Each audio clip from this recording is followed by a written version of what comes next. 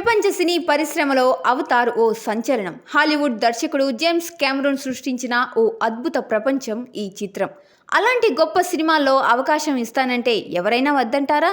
బాలీవుడ్ నటుడు గోవింద్ అవతార్ అవకాశాన్ని తిరస్కరించారట. తాజాగా ఓ ఇంటర్వ్యూలో ఆయన చెప్పిన విషయాలు విని అందరూ ఆశ్చర్యపోయారు. అమెరికాలో ఉన్న సర్దార్కు నేను బిజినెస్ ఇండియా ఇచ్చాను.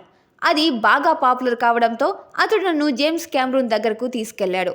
ఆ దిగ్గజ దర్శకుడితో నేను డిన్నర్ చేశాను.